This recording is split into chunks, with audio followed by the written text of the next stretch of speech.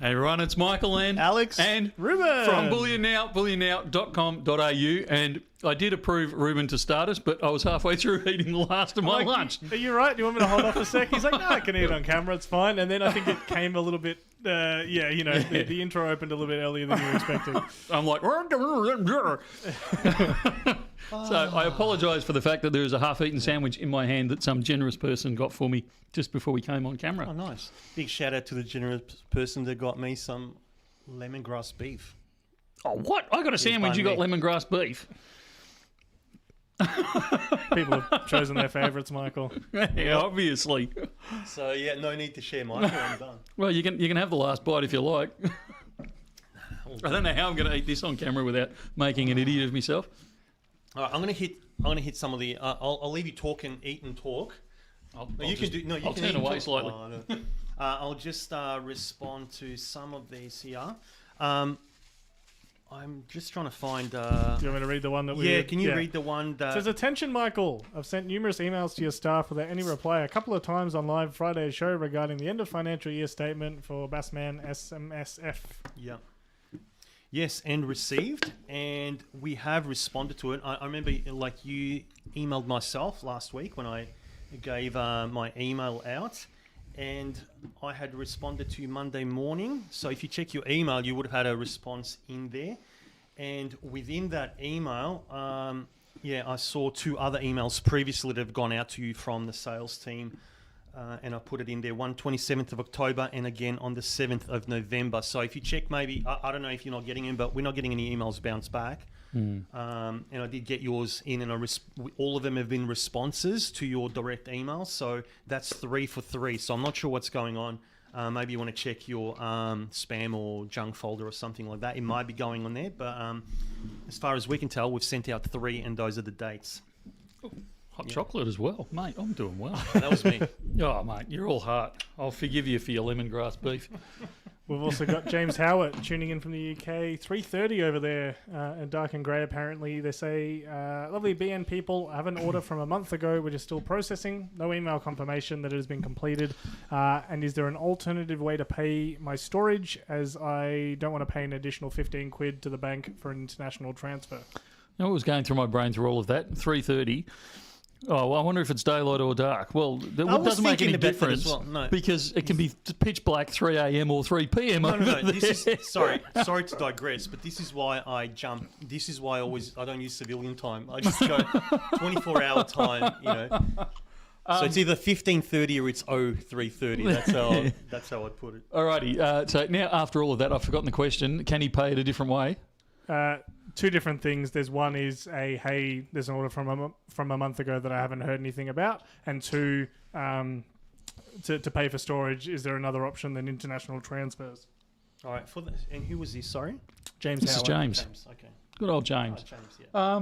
So yeah, look, I'll try and. This is dangerous. You got it. I got it. Yeah. Okay. We might leave it to Alex because then you might actually get a response rather than waiting for me. Mind you, I just want to put out there, on Saturday and Sunday, I cleared 700 emails. Just to put it out there. Oh, dear. All right. It's a bit of a Hydra head.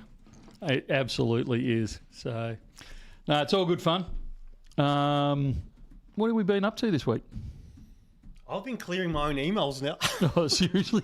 I've been following up on a lot of stuff, and it's just it was funny. Like the week started off a little bit quieter in the shop. Yep. We're seeing a few more of the buybacks come through, which is really good to see. We have bought so much gold today, like more than I've seen for months and months and months. The follow-up question is, why isn't it on the website? Well, actually, some of it should be listed on the website. So I certainly gave the message through to put it on the website. I don't know if it actually has hit yet or if it'll hit soon, but I'm amazed. I reckon, I don't know how many 100 ounces we bought back today, but it's certainly up in the hundreds. Yeah. So we haven't seen that. I don't know what's triggered that, but we haven't seen that sort of selling for a long while. I don't know, 6 months? Yeah. It's been a long time since I've seen that sort of level. I also noticed that the silver bars that come in goes pretty much straight out. Yeah, That's unfortunately. been really, really popular. Well, no, not unfortunately. I shouldn't say it that This way. is your business. You're making sales. Yeah. Yeah. Unfortunately, it's doing well for me. Yeah. No, it's good. They're coming and going fairly quickly, but we will certainly get some of that gold will hit the web. We've got a stack of 1 grammers in as well for buybacks, but they're out of their packaging. They're just little fellas. You know, So I was 50-50 on those, and then one day, this is the collector in me. Then one day, I got one of those holders for him. It Yep. holds 24 1 gram split Valcambi, specifically like Valcambi shaped bars. yep. And now I love them. Yeah. Now that's what I get, and I'll try and like fill them all, and it's So sometimes it's the peripherals, the side collectibles that make. Anyway, gold is gold, silver is silver, but I still love the collecting side of things. This is true. Can someone tell me why I couldn't get individual paper receipts for my 20 orders I collected today? I booked an appointment, plus asked yesterday if this would be possible and was told yes. You should have been. My guess is that you turned up in the middle of the absolute insanity today, and the guys felt under the pump, because we actually have to go through and bring up each one and print it out individually. So what I'll do is I'll actually have a word to the guys on the phones, because if you booked an appointment and you let them know during the appointment that that's what you needed, they actually could have had it organised before you turned up. And I have a feeling I know what happened with this one, because I don't think, and it's something slipped over in our back end, because those 20 orders weren't even pulled out of the vault. So poor old Brett was running back and forward trying to find where all these orders were. So I think that one, I don't know how that one slipped through the normal processes, but I will. I've already got that one in my notes to follow up, because, like I said, poor Brett was having kittens over it. I've got to follow up and find out exactly where we slipped up on that one. I didn't know about the invoicing, but I certainly knew about the fact that they hadn't been picked properly, pulled out of the storage properly. So we will chase that up further.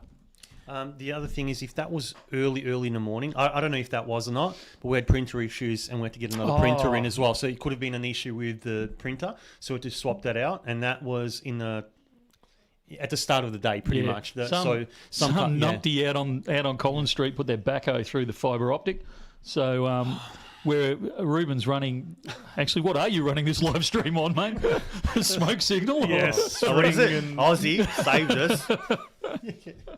Yeah. So we lost internet for. Well, it's still not back. We're actually hotspotting and all sorts of things to try and get things done today. So you're actually absolutely right. That could be part of that issue why you didn't get those. Yeah. So apologies for that. Talk to your local backhoe operator. Yeah, all good fun. We've got to talk about this one. There's some hope in this question, and I'm sorry to dash it. It says, when will the silver Mjolnir, the Thor's Hammers Mjolnir rounds be on both Bullion and Little Coin Shop's websites? Been there, done that, and they're gone. Yeah. I think 2 minutes was supposedly what you put on the Little Coin Shop ones. They lasted. I'm not sure. I think I was exaggerating. Yeah. Okay. I don't think they lasted 2 minutes. I think we're talking seconds. Look, I was really surprised at how quick they went. Yeah, but even the Bullion ones, which we had quite a number the of. Bullion ones, sorry. Even those, yeah. I knew the Little Coin Shop ones were going to go fast, because you aren't there's only a mintage of 500. There's only so many you can physically get, sort of thing. The Bullion ones, there was 5,000, and we didn't get as many as I wanted, but we certainly got a few. And even those ones were in the minutes before they were gone. It was just crazy, because we had to even go into our shop stock as well. Like, that just flew out, the little that we had. And then I had to fight for the very last one, because I said to someone because I saw it, again, you see it there, you see so many and you think they're available. Yeah, that's right. How are we going to sell all those thousands of suckers? And then I had to fight for it, and I did get the very last one for that sale, which I actually just messaged him on Twitter now, and it's done, completed, it's out. And but it's crazy how things have been, like, even at that price point, like, they're just flying out the door. Yeah. And the 2 ounce, look, honestly, I thought I was one of the crazier ones, but I had no idea so many fellow crazies out there. So big shout out to everyone who either got it or tried getting it. But I just can't believe the 2 ounce was so popular at that price point. Yeah, Cuz brings up something that a lot of people do when we have things like this sell out is I bet they're all bots, or I bet someone bought mass amounts of them. And I think you'd actually gone through and responded to some comments on that, Michael, to the fact that there really wasn't any big orders of them. They were just lots of little orders. I did write down, I actually put in the messages what the biggest order was. I think it was 10. It might have been 15, but I think it was 10 was the largest order. And you got to remember, the system and anyone that was trying to buy them would have actually had this happen, or possibly had this happen. If you put in for a large order, when things are selling that fast, the system will go, I've got 100, I'll get a better example, I've got 1,000 left. And so you put in an order for 1,000. And by the time you finish typing 1,000, the system says, well, I've only got 900 left. So it rejects your order. So you go, oh, okay, only 900. I'll put in for 900. By the time you get that in, it says, no, I've only got 800 left. And so really the way the system works, as much as it frustrates me, I don't think anyone could put in a large order, because by the time they actually manage to jag it, the numbers are going to be, like when you're selling that quickly, the numbers are going to be running away from them that fast. So it just couldn't happen. I experienced that. I think I mentioned it before on this live stream, before I discovered BN in 2020, early 2020, when I was ordering direct, or trying to order direct from Perth Mint website. And I had a bit of a large order, and every time I went to go check out, something was already sold out. Yeah. So I'd go there, just let's say I wanted like 2 tubes of sealer, so I just picked 2 other tubes, go check out. Now the 2 ounce of gold is sold out. I'm like, how can it be sold? Bang, bang. And it took me, then I got into real FOMO and just started picking whatever and just going and checking out. And that was absolutely insane times. That was, I believe, April of 2020. Yeah. So I experienced it from the customer side of that. Yeah. Look, I wouldn't. We run a fair play policy across the board. So if somebody had managed to do it, I would be on the phone to them saying, look, I'm really sorry, but we can't. Yeah, even if someone had got an order of 50 in, which they didn't, I want to be very clear. It was either 10 or 15 was the maximum. And you can go back and check the comments, because I actually put it on the comments as to what the largest order was. And like we're talking, I think if I said there was 4 orders that were 10, like anywhere near that larger number, I wish I could remember if it was 10 or 15. I should look it up. But whatever it was, there was 4 orders that were kind of around that number. And that was it. Out of all the hundreds of orders that went through, it was only those 4. Most of the others were 3 or less. And to be honest, if someone had actually managed to get 50 or more, I would have been on the phone to them saying, look, I'm really sorry, we can't supply 50 to one person. We're spreading the love out.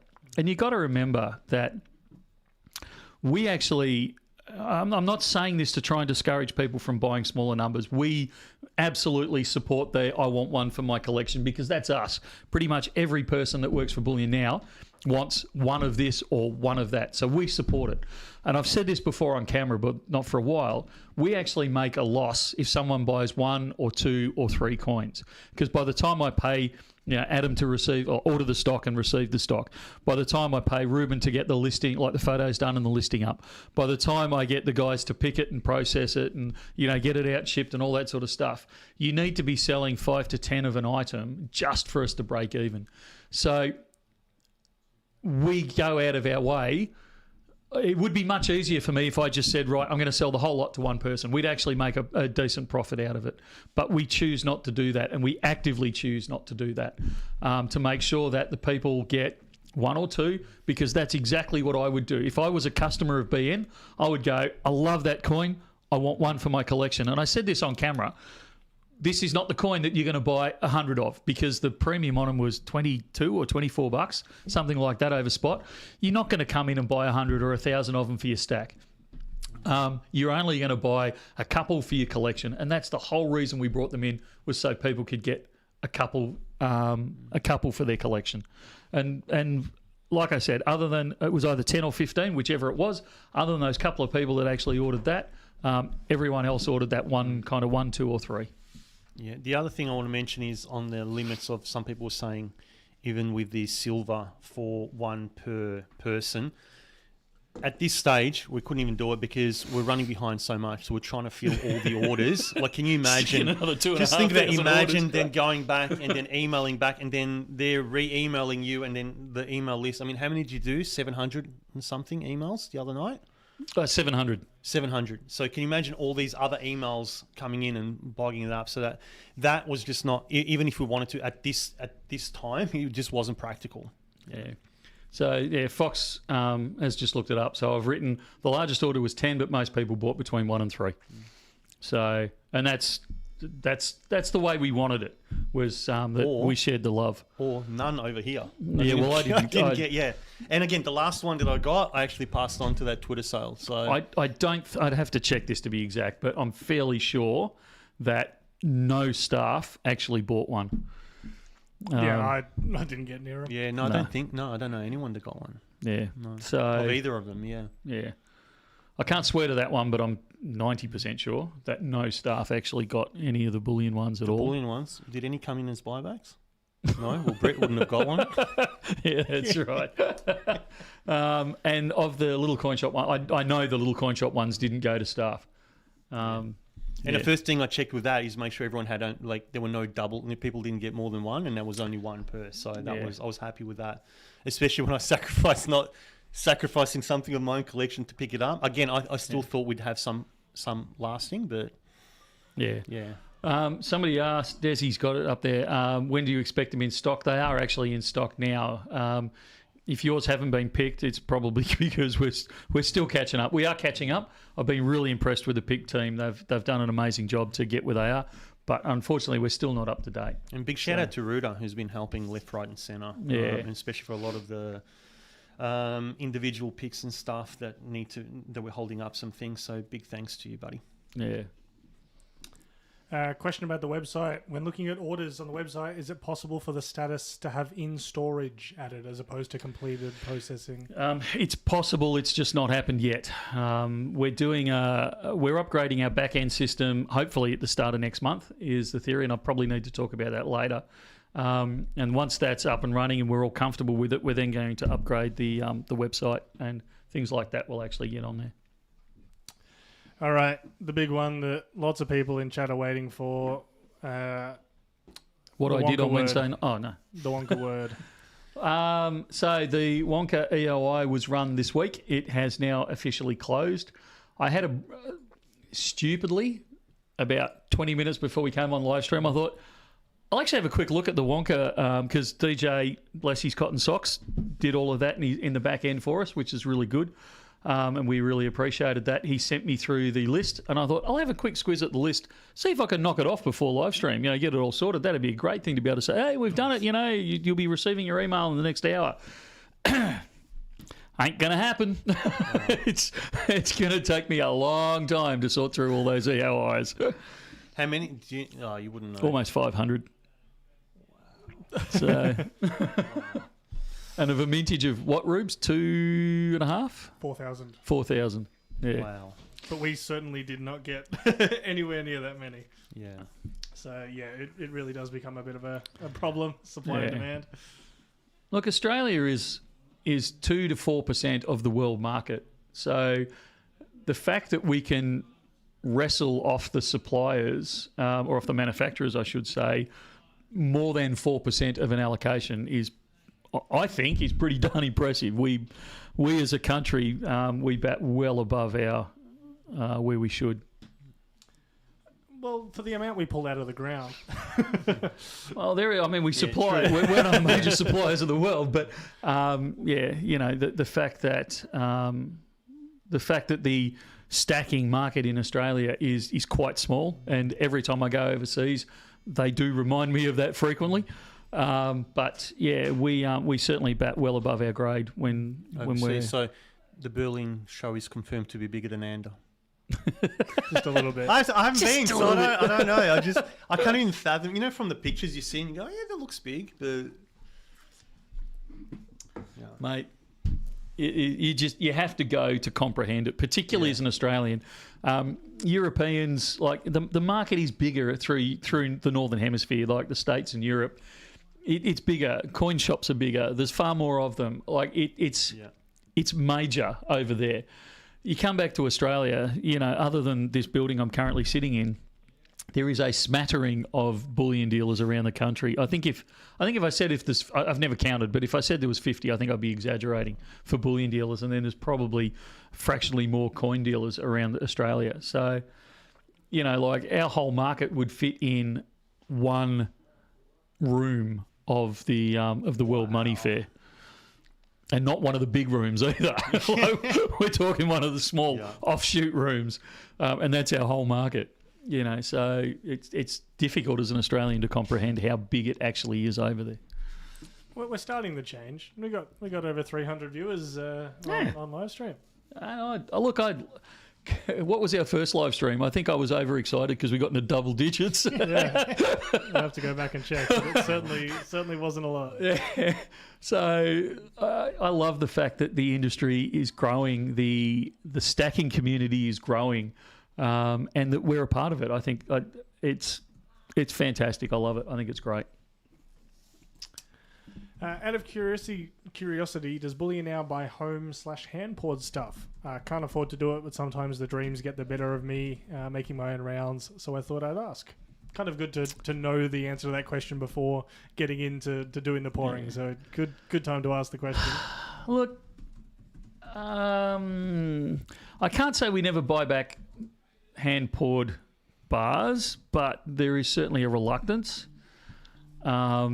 Because of purities and, what's contained and, all the things that come along with that. And there's also a GST component. If it's not correctly stamped, the bar can incur GST or be considered scrap.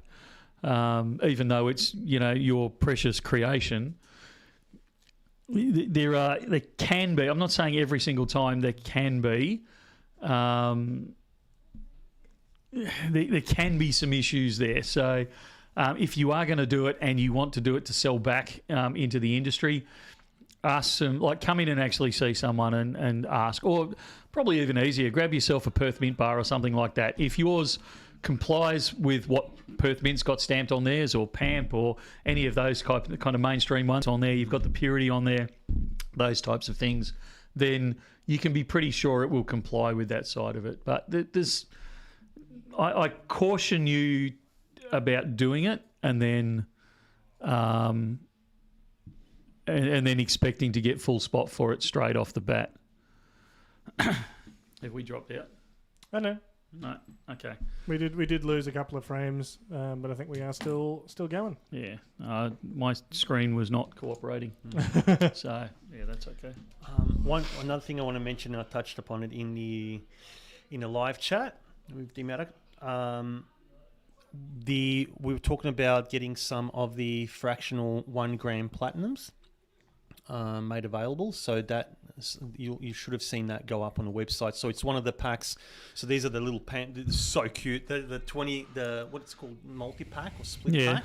Yeah. For 25. So we've split those up, so you get it in an individual mini Lady Fortuna Platinum 1 gram bar. So a few of those of you that have emailed me requesting platinum fractionals, you will be hearing back from me soon, and it'll be in store, and some will go on the website as well. Yeah. Look, we apologise ahead of time. Like we said, we've actually lost our fibre optic here, and I don't know how Ruben's getting this out, whether it's done by smoke signal or telegraph messenger on a camel. But one way or another, it's getting out there. But there may be some buffering and dropouts every so often. So we apologise ahead of time on that one. There was a couple of news stories from around the world. One that you sent me through this week, Michael, that I thought was a little bit interesting. Kind of a bit of an end of an era in a lot of ways. Out of the US, Trump has ordered the end of the penny. Finally, and I've just upset 2/3 of the internet. Look, I mean, people aren't going to know what the phrase "a penny for your thoughts" means anymore, Michael. No, look, it's hyperinflationary. Pondering for your thoughts? Yeah, that's it. It's costing a ridiculous amount of money for them to produce them. I think by cutting them out, they've saved. I know it's a drop in the bucket, but it's still, you got to start somewhere. It saved them something like $20 or $25 million by not producing them. That's one thing, but the question is why is it costing that much? Because, Because back in my people- day, I used to buy so much with like a 2-cent piece. Yeah, but do you want to take the same wage that you had 20 years ago? No. Well, there's your answer. The That's same why what? it's wage. Wage. If he'd bought me what he'd bought me back then yes, I would. But see, this is the issue. None of us, all of us want cheaper prices. None of us are prepared to take a pay cut. No, but I'm saying like back then, like, geez, on $500, I remember like even like a semi-decent wage, and I remember as a kid walking around with my mum and dad, and they had a full shopping trolley, right? And now, geez, spend double that at like 1 or 2 bags. Yeah. Look, I still remember my father freaking out because petrol went to 20 cents a litre. How on earth is anyone going to be able to afford to run a car at 20 cents a litre? Yeah. Inflation happens. It is what it is. That's the society we live in. So, they've cut the penny. They are still legal tender. It's just the production of them. They said something like 300 billion or something. Still in circulation. circulation. So they will not be disappearing. But it'll be interesting to see if there is kind of any stupid, weird hoarding of them. Oh, there will be. For the belief that they're going to be, not able to be gotten a hold of. So what do you mean if? Yeah, well. Yeah, well, I was talking to Con about that with the Australian ones, and he's got kilos of them. I've got kilos of them. When did we get rid of the 1 and 2 cent pieces? In Australia? That was in the 90s. It was the 90s, wasn't it? Yeah. Because Almighty AI Grok says 1984. That was when the dollar came in. Yeah, no. Did the And 1 I and took 2 a snapshot of that? I don't think the 1 and 2 cent went out at the same time. No, because I remember because my friend was working on the designs for the Sydney Olympic medals, for all 3 medals, and I remember from there they used the 1 and 2 cent copper coins to melt them down to create the Australian bronze medals. Yeah. So that was way later. So I think AI made a message. Yeah, I don't think they got rid of the. Yeah, I'd have to look it up. We need Matt for this one. But message him now. The problem I've got with the American one is that when Australia did it, despite the fact that I didn't like it when it occurred, when Australia actually did it, they talked about and passed legislation about rounding up, rounding down, to the 5 cents. The Yanks haven't done that. So it's a bit of a free-for-all over there, and no one kind of knows what's going on. And in fact, in some states over there, it is illegal to round up and round down. So now they can't get pennies. But if your price is $3.78, now what do you do? Yeah, I thought so. I've still got a cent piece in my... I still use them. I still use them. Right They're in there legal with tender. the moths, isn't it? Well, no. What did you say? They're still legal tender. They said I use it on Tinder. I was going to say, what? That's the 2 cent pieces, Michael. That's why I haven't got any left. Yeah, so in some states in the US, not only can you can shops and that not get the penny from the bank anymore, they're not legally allowed to round their prices up or down. Wow. So now what? So I don't think they thought that one through quite as well as they should have. I had no idea about that because I was looking into that, but I thought they were still going to maintain online. If you pay online, like keep here, close to your mic, Alex, please. What's that? People are complaining about volume, so if you can keep close to your mic. No, that's right. I just don't want to drink into the mic. Yeah.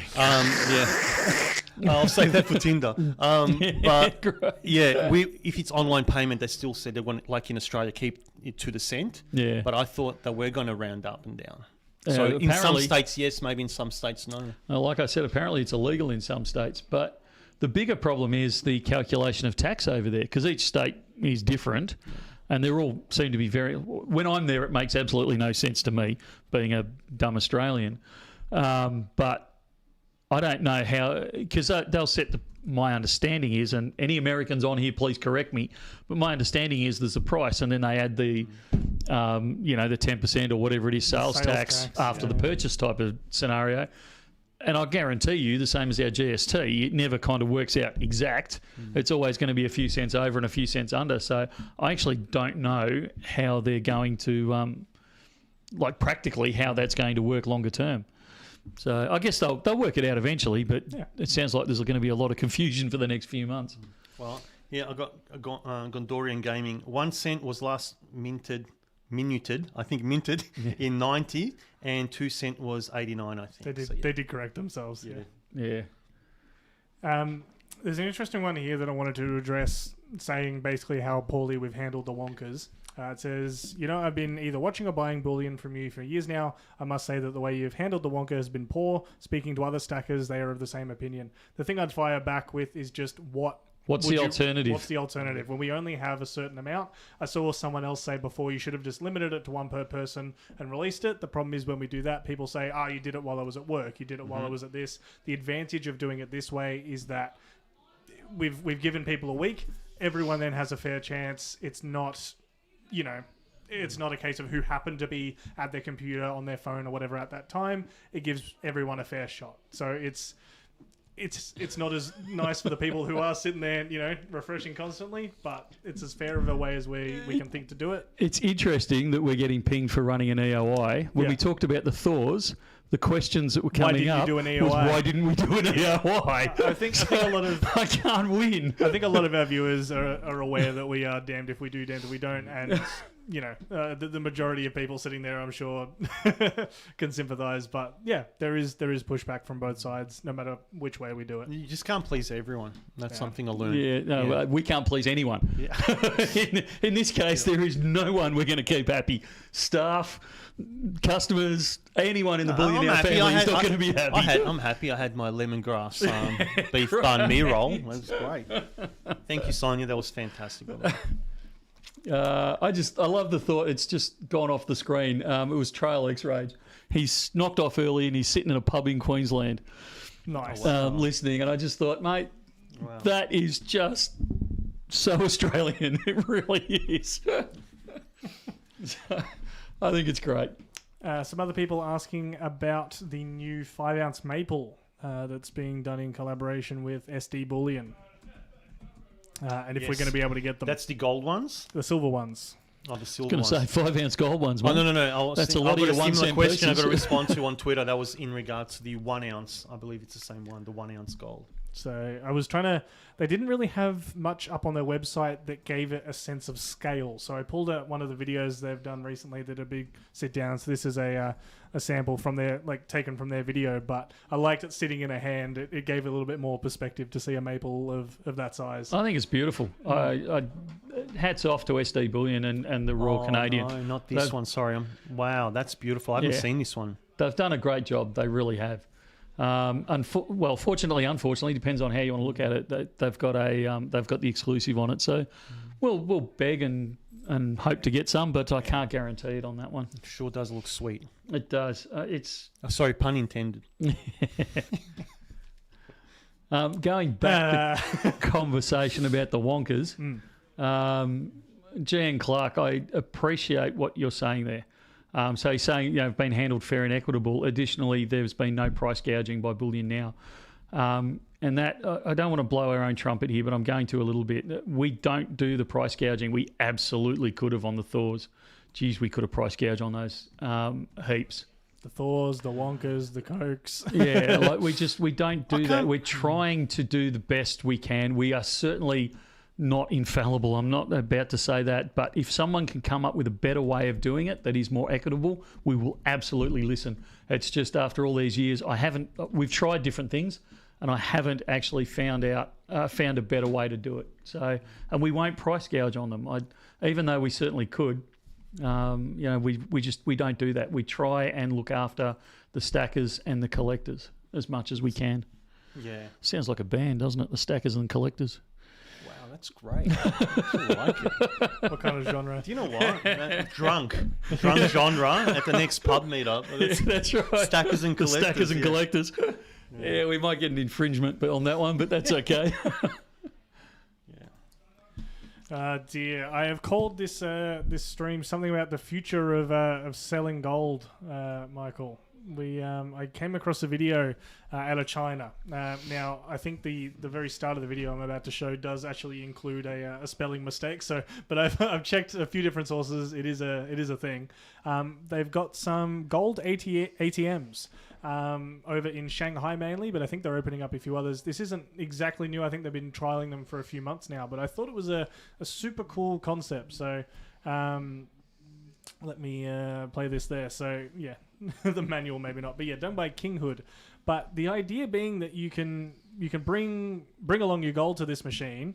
I mean, the video will walk it through, but you put it in there, it melts it, assays it, finds out the exact purity and all that kind of stuff. Doesn't have to be pure gold. It can be, I think they say anything above 50%. They'll do, and then it pays you straight into a bank account. Does all the heating, the testing, everything in there. I'm sure when it's doing one-off melting, that they are factoring the cost of that into the amount they're paying you back. So I'm sure it's not at spot price. But as a concept, I thought this was really cool. That's better than the Bitcoin machine down the street. I don't like it. Like, as an operator, I don't like it because the number of people that would swear black and blue. No, it was 80% gold at least. I want it back. Well, that's great, but it's now a melted blob in the bottom of the bucket. Like, what do you want me to do? You've got to be really sure before it melts it to nothing. Yeah. And does it shave anything off for itself? Is there a shaving fee? But you know what I mean? Like, so you'll get most of it, but not all of it, and then later the operator just takes that secret compartment. There's like a whole bunch of shaving. But you'd guarantee someone would say, no, there's no way that only weighed 5 grams. I'm sure it was, at least 15. It's like, oh man. I love the concept, but not as an operator. Yeah. I'd love to see it in action though. Yeah. That's it. I'd love to go over there or something and just try it and see and play around with it. But yeah, it does. There is a few things that go. Oh, yeah, bad hammy here. Gold for social credit points. Cool. I dread the thought. Yeah, we're not getting one in Pakenham then, Michael. No. You never say no, but man, I'd take a lot of convincing on that one. I've always wanted a vending machine with gold in it, though, to sell. I think that'd be just the bee's knees. We have also talked about one that accepts silver kangaroos for something like a claw machine or something like that. Even round 50s would be good for a laugh. Yeah, there you go. Yeah, nice. Yeah. I wonder how many non-round 50s you'll find there with the same shape. You know what I mean? Especially around the Dandenong area. Oh dear, you're welcome, Spitty. But yeah, no, I thought that was cool. Yeah. The other thing that's come up in headlines the last little bit, it has been the last few months, but Poland and their gold buying has supposedly they've topped the charts. I know a lot of people are going to say, well, China's numbers, maybe not accurate, things like that. They may not be reporting, but they're at the top there, coming close to 70 tons. And then Azerbaijan, Kazakhstan, China, Turkey, Czech Republic. What are we looking at here? Is this tons of gold purchased? I'm going to guess by the central bank. By the central bank of Poland. Excellent. So Poland has stepped up their investment. I think they were either aiming to or at 30% of their total investment. My suggestion for any Polish politicians that are currently listening, take just a little bit of that gold reserve and fix your roads. Why? So another army can just use them? As soon as you just got to... I love Poland. I had a ball over there. I think it's the best place on earth. But there is no boom gate or anything between Germany and Poland, but you can tell the millisecond you cross into Poland because the highway, the beautiful German highway that you've been driving along for the last hour, that is immaculate, all of a sudden you need a 4-wheel drive just to get down the main highway because you disappear into these potholes. It is something else. Well, the problem with that is what you're saying, like spend some of their gold to fix the roads. But if they just wait till next week, they can buy more roads or get more roads fixed. And if you wait the week after, it'll be even more. That's why it's not happening. Fair enough. But we can't comment. I don't know if anyone saw the footage on. I don't know which social media it was, Insta or something like that, but they had a video of a pothole that had developed actually on the highway that I take home. And there was something like 26 cars parked at the side of the road with busted wheels and rims, including 4-wheel drives. Yeah, I was just going to say, about a year ago, I noticed that, and it was almost like playing a first-person version of like Mario Kart or something, like it's Formula One racing on the freeway now. You're watching cars do this. And every maybe 100, 200 meters, I'd see another car like fixing up the tire, and I'm like, wow. Yeah, and the problem is now everyone's really jumpy, so you get a little wet patch or a shadow on the road, and then all of a sudden everyone's spearing all over the place to try and avoid it. It's Which just brings me back to your nuts. plane. When see helipad? Yeah, I need a helicopter. Come on. We got to do it. Apparently, Sylvia said to ask you if you had a 1/10 gold kookaburra lying around, and I'm going to say no because I hunted around for a 1/10 with an Australian animal on it yesterday and was told that we definitely didn't have one. So Well, we're meant to have had some sent up from EDC today, but they turned up as horses. that's a problem. Yeah, just a slight problem.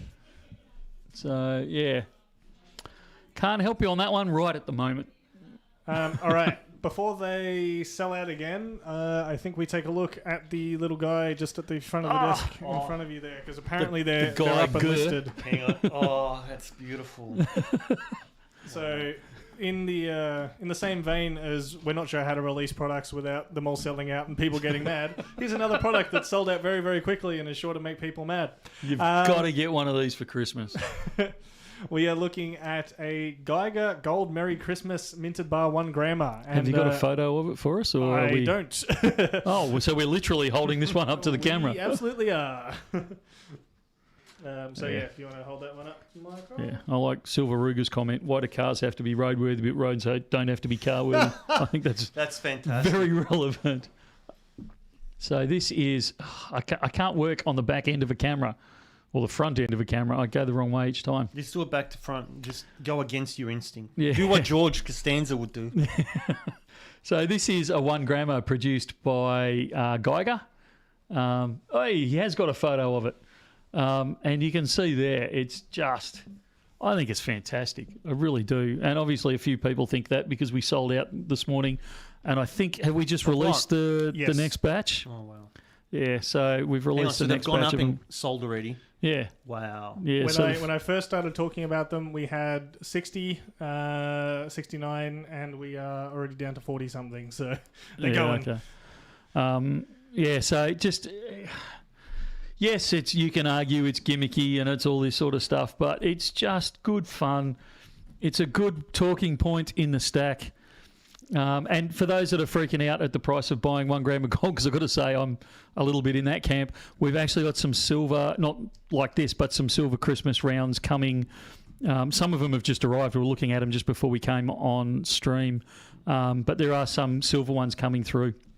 It's a fantastic... I should have grabbed one. They've only just arrived, so they're not listed yet. So don't email us or phone us about them. But it's a silver round with a snowflake on it and a little loop so you can hang it on your Christmas tree. Well, you'd have to put a bit of fishing line, I suppose, but hang it on your Christmas tree. Look, they're great. They're good fun. Yes, they're a bit more expensive than buying just a standard lump of silver or, in this case, gold, the one that's in my hand. But it's good fun. Silver Christmas tree, yes, please. Yeah. Got a couple of really fun Christmas ones coming through. Last year we brought some over and they went really well. Yeah, that's the one. It just looks good. Yeah. And it's a great way to start the conversation with family or friends of this is why you stack. You know, these it's silver. Oh, why would you buy silver? I'm always for conversation starters, yeah. Yeah. So I like them. Maybe I'm just, weird that way. I think it's great. So stand by for those. But if you're into a little bit of gold and you want something that's a little bit Christmassy to start the conversation with the friends and family, we've got them in for the next few seconds. Just gift them to your favourite bullion sellers. Yeah, that's right. I'm always at the counter now, so... Somebody's asking if we accept credit card. We certainly do. There is fees, though. Yeah. There are fees associated with credit cards. If you insert the card and select savings in store, or check, there is no charge on that. But if you're tapping, even if you tap on your savings account, it still goes through the Visa network and they charge you for it. And also if you use credit card, there's a charge on there, a surcharge. Yeah. There's a question here I just want to hear now. Do you buy sterling silver collectible bars? Yes, we do. That you won't get full spot though, because it's not 99% plus pure. Somebody asked earlier on. can't remember the exact detail of the question, but something about buying 90% silver from the refineries. Are they still doing it? I think they're referring to in the States where the refineries are effectively walking away from 50% and those types of things in silver. We don't have that issue in Australia. We're still buying it. Admittedly, 50% or less silver is a pain in the neck to get refined. It's far more expensive and you lose quite a lot in the process. But certainly the Australian pre-decimal stuff, everyone's still buying as far as I'm aware. We don't have that same glut that they have in the States. It seems to be upside down in a way. Doesn't very much so. Especially like seeing all the people. I don't know if we touched upon it last week. I think we have how many people in the States are selling, and that seems to be the trend. And here it's how many people are buying. I don't get this. I think it was Adam and I were talking about this the other day. So we keep getting these reports about how everyone's selling in the States and everyone's like, they've got a glut. And yet all the refineries and manufacturers that I'm dealing with out of the States and Europe is exactly the same.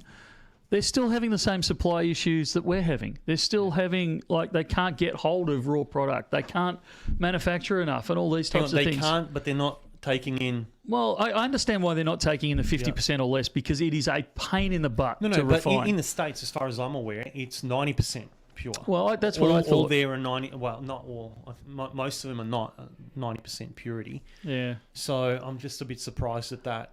It's like I'm not in the States. I'm not back in the States until next year sometime. But I'm getting conflicting reports here. I'm getting people saying they've got too much silver and they're not buying it back. And we're seeing the dramatic, what do you call the dramatic headlines on YouTube?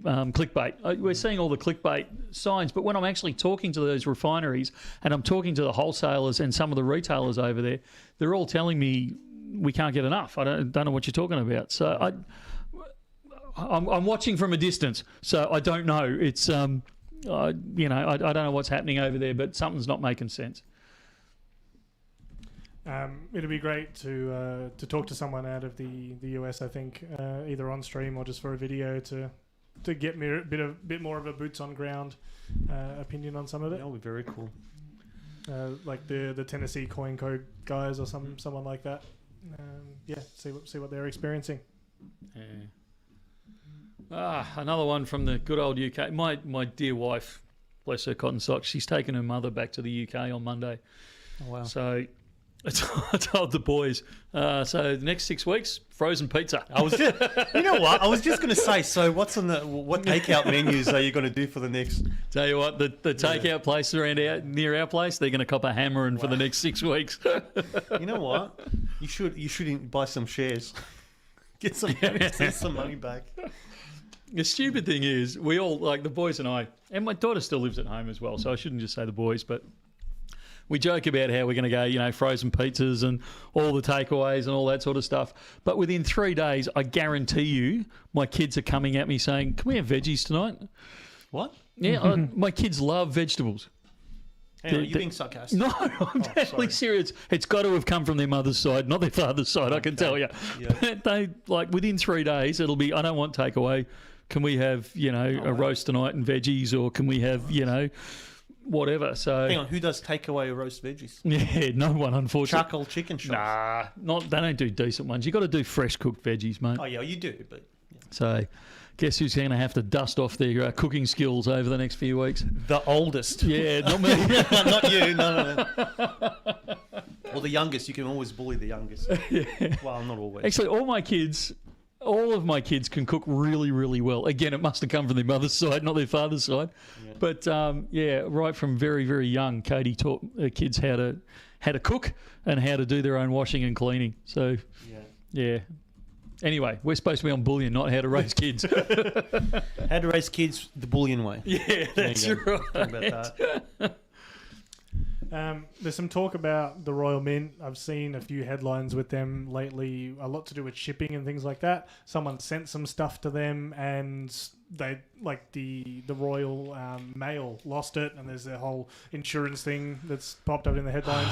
Someone else just has brought up the one that Backyard Bullion has brought to the light recently, where they ordered gold, received silver. I think it surprises me that a lot of these things are, I'm going to say newsworthy, but to me, it's just a mistake that happens all the time. And I think people are looking not all the time. Let's wind this back a little bit. I'm talking across different businesses. Yeah. Like it stands out a lot because of the value, obviously. And it's an expensive mistake to make. But I also think that it's surprising me that these things are reaching the forefront of the attention of the media and things like that. Oh, look, I mean, Bullion's, same as I used to say in aviation, it goes in phases. That all of a sudden, any time you sneeze in an aircraft, it makes front page news. At the moment, anything Bullion related is front page news. So it's a big deal. And look, I'm not trying to minimise. If you've ordered 2 ounces of gold and you get 2 ounces of silver, I can understand you being slightly upset. Like that's perfectly reasonable. But do we hear of any cases where they order 2 ounces of silver and get 2 ounces tend not of to gold? go to the media. Actually, remind me to come back to that statement because that's an embarrassment for me that I'll admit to in a minute. But look, when humans are involved, you're going to get human error. That's just the way it is. And I guess that's where I'm coming from with it. Anyone that says they've got an idiot-proof system, all they've really done is designed a better idiot because we'll work a way around it. I guarantee you. As humans, that's what we do. So, look, it's a screw-up. My attitude has always been, and it's the same with this thing, it's not the screw-up itself that's occurred, it's what you do after you're made aware of the screw-up. Yeah. So if the Royal Mint have come back and said, look, which is what I expect them to do, really sorry, we'll relook at our processes. This has obviously been a screw-up. Let us make it up to you. Like, full marks to them. If they go the other way, well, that's a different conversation altogether. But Royal Mints, I mean, they've been around for hundreds of years. You don't get to stick around for hundreds of years, even as a government organisation, and not be vaguely competent. I want to take that back, actually. Let's ignore the fact that I just said that. I get the point you're making there, though. You give them a chance to fix the problem. If they're still mucking around, then that's a different story altogether. And it looks like somebody's saying there they didn't do that. So, okay, if they've handled it badly, they've handled it badly. And they should be roasted for it if they did handle it badly. But we also, all of us, accept human error in ourselves. Sometimes we've just got to cut a bit of slack for the person next to us. So, it is what it is. And the slightly embarrassing thing to admit is we actually, this is years ago now. So when you say we... Well, I was this certainly before my time? It's before your time. Oh, good. I was certainly part of the process, even if I wasn't intimately involved with it. But we sent out a 5-ounce gold bar instead of a 5-ounce silver bar. What was it? It was a 5-ounce gold bar, 5-ounce Perth Mint gold bar instead of a 5-ounce silver bar. Now, we had a customer who, thankfully, phoned us up and said, there's a small possibility you've made a mistake here. Either that or thank you so much. I'm going to buy from you all the time. You guys are my favourite bullion dealer. Never going anywhere else. Yeah. Except a little trip to the Bahamas. Yeah, that's right. So, it happens. What scares me more is how often have we done that and people haven't phoned us. But anyway, let's not continue. Well, we haven't heard back, so none. No times. Let's not continue down that thought process. But... human error is human error. If you expect, when I joined an airline, even when I was in aviation to a degree, like other aviation, but particularly when I joined an airline, the attitude on the flight deck for training was we trained for the perfect flight, which, as I argued against for many years, is absolutely the dopiest thing that you could ever do because we know that humans are going to make mistakes. Let's design systems for when they make mistakes to flag it and then teach people what to do when they make a mistake. And that kind of carries across to everything. You know people are going to make a mistake. You know they're going to try their best. Give them the chance to try their best. Highlight the mistake. Say, look, this is where the error is. And hopefully in 99.9% of situations, they turn around and say, really sorry, this is what's happened. Let's make it right. And I would argue most places do that. And if they don't, then that's the point where I think we roast them. One of the reasons I was bringing it up was I know there was talk a while ago of us sitting down and having a chat with them. I know, obviously, these last few weeks and months have been absolutely insane, so it hasn't really been at the forefront, but is that still potentially on the cards? Yeah, look, it absolutely is. It's actually us holding this back. Okay. I've got to get organised and, mate... Yeah, no. start with the start here of what the heck you haven't answered all your emails. Of course. Like I'm dealing with the Bullion Now family is the highest priority, so we'll deal with those first, and then we'll start returning to the Royal Mint and saying, hey, you mentioned earlier, how about we do it now? I'm actually hoping the way it's lining up is we're going to be in Europe around the same time, so maybe we can lob over and actually do a one-on-one interview with them. That'd be good.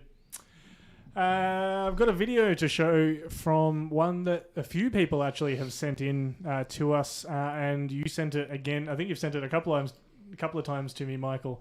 I do love this one. Yeah, it makes me laugh every time I see it. It's a video that has got something past 30 million views on YouTube. A slight variant of it has over 100 million, so it's definitely a popular video. But yeah, had a few people send it through to us, so I'll play it now. Hello. Hello, sir. I'd like to buy some gold jewelry. We are not jewelers. We sell bullion. Okay, what options do you have? We have lots of options of bullion. What's up with you and the word bullion? Do you even know what is bullion? Of course I do. What is it? Bullion refers to physical gold of the highest purity. Google. Always right. How much is that one? 1,000 dirhams, sir. What's the final price? It is the final price. No, you gave me the first price. I want the final price. Bullions are sold at a market price. This is an investment, sir. Any discount? No. Do you accept coupon? No. Loyalty card? No. Do you want to trade for it? Trade for what? Yes. That's ours. What kind of jeweler doesn't negotiate? We are not jewelers. We sell bullion. Oh yeah, I forgot. Would you like to buy gold? You mean bullion. Of course. I think I'll buy this bullion. I'll get it ready, sir. Get the best gold at Ruffmo Gold. It's called bullion. Hello. It's back in. Nope, there you go. We're back. Every part of that I can relate to. Every single. I don't know how many times we have those conversations in a day. I have no idea because You haven't seen it it yet. was on mute. So I'm going to have to rewatch that later. It's just. It's a brilliant advert, and a big shout out to whoever filmed it and put it out there. Their name was on the end there. It's absolutely spot on the money. So, and they've just got themselves some free advertising in the Australian market. If anyone's ever over in Dubai. Just want to say, I know Miller's watching, so I received your new email, and I'm just going to forward you what I responded to earlier in the week, so you should be getting that in a few minutes in regarding to your SMSF statement. There's a couple of comments there. One from Linad. Waiting for a request for a new invoice for a purchase to take ounces from unallocated from a few weeks ago. I'm getting there. I'm getting there. And still no buyback gold on the website. Well, I'm kind of on a live stream right at the moment, but hopefully the guys are doing something in the back end. So, for sure. Someone else asking, and there was an Instagram question about this as well. If we know anything about the Luna minted horse release, like the Luna series that they've started in the last 2 years. If you've seen it, if you like it, if they're doing more than just the two, all that kind of jazz. We have to be very careful here that we don't tread on embargoes. Any hooves. Yeah, that's right. So just bear with us a little bit. Yes, we've seen it. We actually can start ordering them in the next couple of weeks to bring them in. They're being released in January. Is that correct, Rubes? That's previously when it's been released. I haven't actually looked at the date, but based on the previous ones, it's released while we're at the World Money Fair. Because I think it'll be. If I can order them next week, I'd suggest they're going to be. I can't see them releasing it prior to Christmas, but I reckon it'll be in January. They'll start the release. So that's no, they are earlier this year. I don't know if you want me to tell you exactly. Yeah, you can give me the date. 1st of December. 1st of December they release. Oh, wow. Ouch. I'm not that organised, darn it. Wow, that's... Sorry, I just pepped up. That's a lot quicker than I thought. So, yeah. So they'll be released within a few weeks. Actually, the design is very simple. I was actually comparing it to the Snake earlier. And it's completely different to the Snake. The Snake's got far more detail in it than the horse does. I like it. I think it's good. Well, I was going to say you were a really big fan of that series, of the Dragon particularly, I, when it I, first dropped. I still am. I would say the horse is a step away from the rest of the series. It's not drastically different. It's still the same shape and all that sort of stuff. But there's a couple of changes in there. Like I said, the simplicity of the design, I think, is a change. And not a negative change, just a change. And there is another big change to the silver. Not to the gold, funnily enough, but to the silver. Which you'll see when it comes out fairly quickly. I don't think it's a big deal, but we were talking about this off camera earlier. Do you guys think it's a big deal? I was just saying to Rubes, I'm hesitant to say too much because I know it's gonna be mean for people that don't know what we're talking about. But Yeah. if it is what it is, It is what it is. if it is what it is, You think it's a big deal? no, I'm thinking if what we've seen is exactly what it is. we've had it confirmed that it It is. Oh, is. we had it confirmed. Yes. Okay. So is it a big deal or not?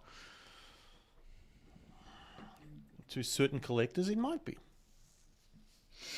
This is just But mean. this Come is on, mean. we Yeah, gotta you move can't- on. This is just mean. All right. We'll talk about it. I think it comes. Oh no, it's probably not till the 1st of December. It comes out of embargo. I'm still very much looking to that forward to that monster box because I collect the monster box. Yeah. I can't wait for the design on the on that one. Beginner question. It says, do gold proof coins always hold the premium value even during the chaotic time like war? Not always. And I would even take the comment of war out. Some of them aren't worth the premium that you pay. Others absolutely 110% are. So numismatics, it really is, to a degree, it's smoke and mirrors. Unless you get yourself really buried into them, it can be quite difficult to pick the right ones where the premium is going to be maintained or hopefully grow. So I'm being slightly hypocritical here because I buy proof coins. I think they're fantastic. They're of far higher quality. They're multiple strikes. The dies are treated differently. The rounds or the coins themselves or the blanks are treated completely differently. They're much higher quality, much better presentation. In most cases, there's always exceptions, but in most cases they're worth it. But they're worth it from a I love this collector perspective, rather than is this necessarily a good investment. Some of them, as with all art, and you really are moving into the art scene now. As with all art, some of them are absolutely worth paying that extra money for. Others aren't worth the canvas they're printed on. So be very selective with it. Some of them will absolutely boom, and some of them will not. That's where a really good coin and or bullion dealer is worth their weight in gold, and I mean that in every pun and everything else. If you can get some really good advice on those, you can make serious money. You can also lose serious money if there's a conflict of interest, let's put it that way. Although at the moment with the gold and silver price jumping around as they are. Yeah, but even that, I know. go back a couple of years for a 1 ounce proof, we were paying around that $110, $120 for. And that's a 1 ounce silver proof. So, silver's still not gone to that level yet. So people that bought the proofs at that level. There. Yeah, we are, and we will do, but it's if you're waiting for spot price to increase the value, you're going to have to be incredibly patient. Yes. No, for sure. Somebody asked about D&D inspired bullion. New Zealand Mint have just produced are producing a D&D range. Well, I was going to say they had the license for some of their numismatic stuff. I haven't seen them. Have they done anything in just a straight bullion? Not that I know of. They did do I thought it was a all new. 1 ounce coin. Yeah. That was in 2023. No, I know because I they're just started doing here and another I release bought now. that. I bought it. It's one of my favourites. And they released, from what I've seen, the I think 35 gram silver foil as well. So that looked pretty cool. So yeah, I'm hoping to see a whole range, being the geek that I am. So You seen the new Star Wars foil that New Zealand's done? Have we released that yet, Rubes? Yes. Which one? The Star Wars foil. No, but it's up on. I think it's up on Little Coin Shop. Jeez, it looks good. But It's the original posters in 1 ounce silver foil, so they're a decent size. They just look the bee's knees. I love them. Been trying to film some stuff with you. Shop's been a little bit busy. Imagine if you had time. Yeah. But Little Coin Shop do have those available, so I'll just pop a little link to those there if people were interested. Yeah. Congratulations, Nathy boy. Yeah. Little Uncle Nathy boy with the niece, introducing her to the world of stacking. Wow, big congrats. It's you got a bit ahead of you there, but that's great hearing you're going to bring in some nice educational content for some financial health education, I would say. Absolutely. You can never start too young. There's been 4 or 5 people asking if Pakenham is doing buybacks as well as selling, and some clarification on what Pakenham can do currently. So Pakenham is by appointment only. Let's be clear right for now. Pakenham is, you can do purchases there, you can do pickups there, and you can do buybacks there. We hit a snag with the XRF down there because we've lost the charger for the stinking thing. The spare charger. Yeah, so I don't know where that's disappeared to, but until we can actually either source a new charger for it or find the old one, at the moment, if you're selling back in Pakenham, there's going to be a short delay because we have to bring it back to Melbourne to test it before we can actually make payment on it. But we can still lock it all in. Lock the price. Lock the price, give you the invoice, all that sort of stuff, but we just can't make payment until we've actually done the testing on it. So that's the only fly in the ointment on that one. But short of that, you can pretty much do anything by appointment at Pakenham that you can do in Melbourne. I was going to ask if we had a date, but I'm just too scared to put anything to it as to if we're looking at the new year or something like that. Look, I'm really hoping it's not the new year. I keep coming up with excuses as to why not to open, but really we're waiting for this launch of the back end system now. Yeah. And the extra staff will help as well with that. Yeah, we now have the staff to which support you would have Pakenham. met if you were in a Melbourne store. You would have met some as well. Yeah. Yeah. Some of the guys from Pakenham have been up here doing training, so it's good.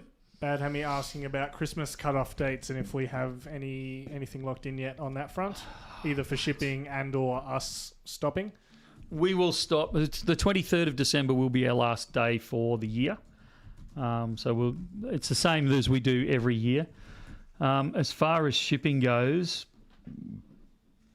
I would suggest that Friday the 12th, any orders that are placed before Friday the 12th will get shipped. Placed and paid for by Friday the 12th will get shipped. Sorry, placed, paid for, and payment received. Yeah. No, that's correct. And then we'll probably dry up shipping from that point on officially. You'll find that there'll still be some shipping going out early that week, but basically it'll just be the tidy up of what's been paid by the 12th. So if you're placing any orders that you want for Christmas, get them in earlier rather than later. Make sure the payment arrives here smack on straight away. And that way you'll get your parcel put out there. But we will not be posting after, I'm going to say after the 12th. There will be that tidy up going up after the 12th, but it'll only be for a day or two. And we will not post after that because I am not spending another Christmas break chasing the various couriers because I haven't received my parcel and it's got lost sitting in a depot somewhere and it turns up in the middle of January. Or sitting in the back of a van, which I've seen before as I've worked previously in that industry as well.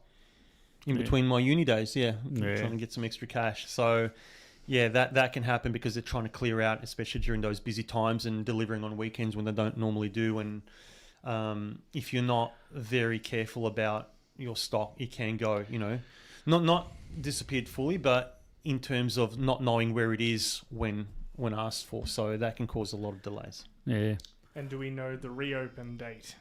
I haven't set that in concrete yet because I've got some pressure from some of the staff to come back a bit earlier. What? Yes, to answer that question there, yes, we do have a shutdown period over Christmas. So we will be, the last day will be the 23rd, do we say? Yep.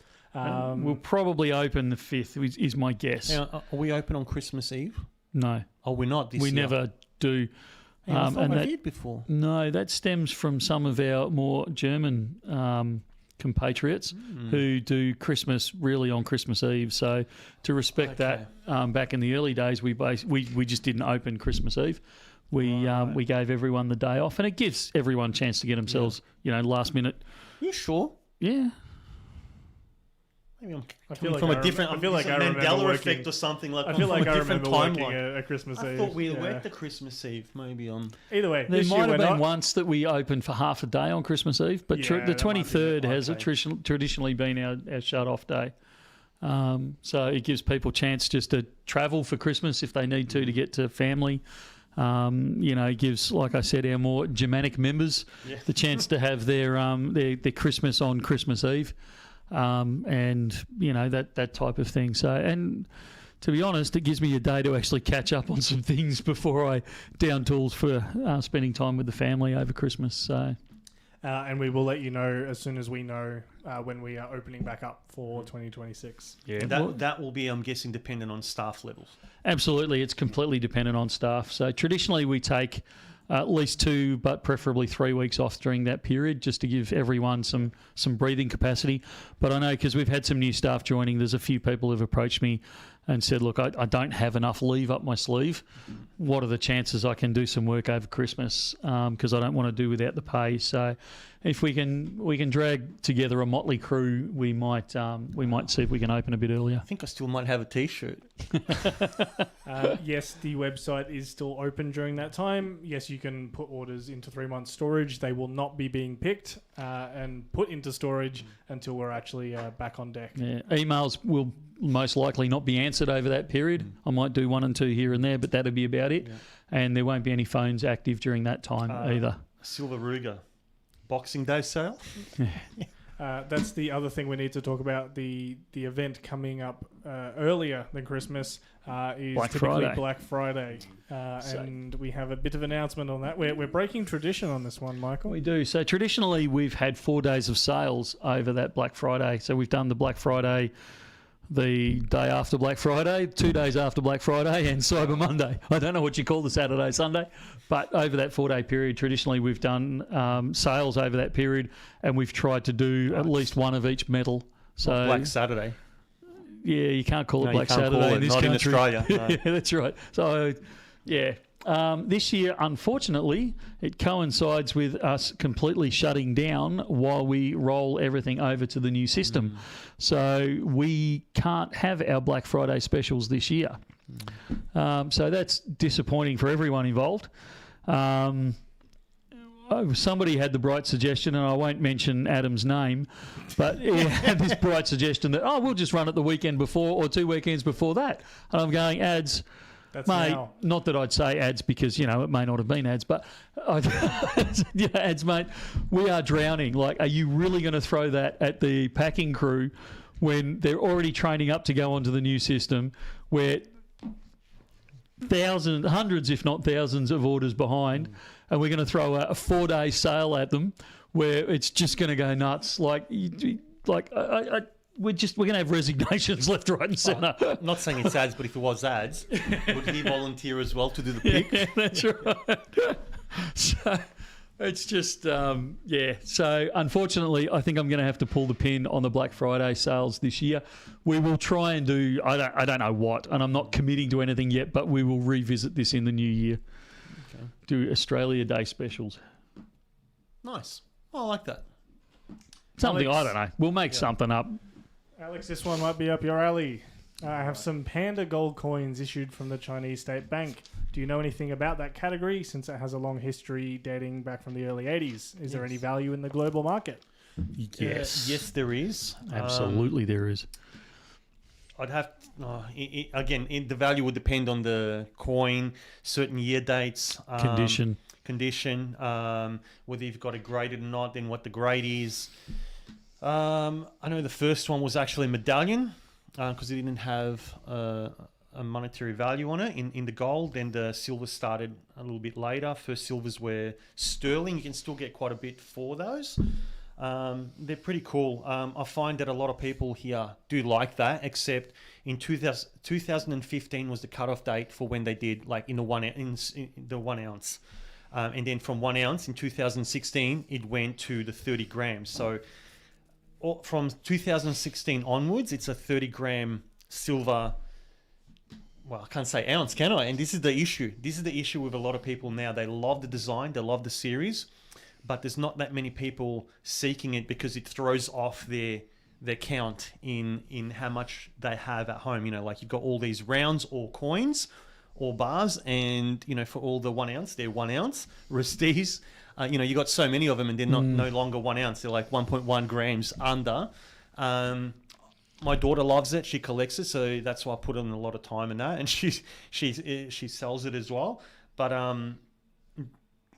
I think they're really cool, and they've got beautiful designs. Kind of like every year it changes. There was only one in early 2000s where they repeated it, and there was a lot of pushback. So they kept the new. They went back to the new design every year, like the Perth Mint kangaroos. You know, like they're a staple, but it's with a new design. They're pretty cool. Very popular.